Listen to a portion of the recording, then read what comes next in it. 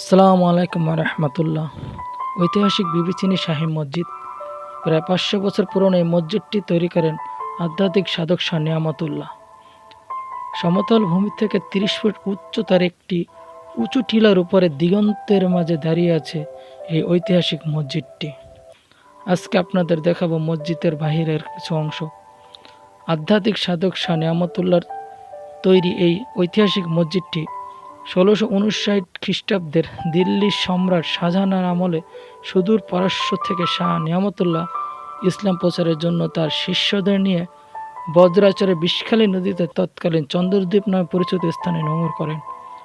পরে তিনি বিবি চিনিতে আস্তানা গড়লে শিষ্যদের অনুরোধে বর্তমান বগুড়া জেলার বেতাগী উপজেলার বিবি চিনি ইউনিয়নের স্থাপত্য শৈলী দ্বারা অনুপ্রাণিত হয়ে দৃষ্টিনন্দন এক গম্বুজ বিশিষ্ট ঐতিহাসিক মসজিদটি নির্মাণ করেন।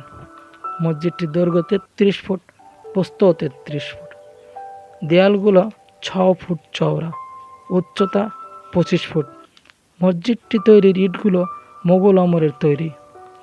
শাহ নিয়ামতুল্লাহর কন্যা চিনি বিবির নামের সাথে মিল রেখে মসজিদটির নাম দেওয়া হয় বিবি চিনি শাহী মসজিদ। এখানে আসলে আপনারা বেতাগী উপজেলা প্রশাসনের উদ্যোগে শাহ নিয়ামতুল্লাহ ইসলাম প্রচারের বিভিন্ন অলৌকিক ঘটনা এবং মসজিদের ইতিহাস সম্বলিত একটি বোর্ড দেখতে পাবেন।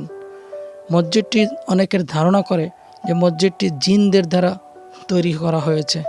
মসজিদটির এই অলৌকিক ঘটনা ছাড়া আরও অনেক অলৌকিক ঘটনা রয়েছে।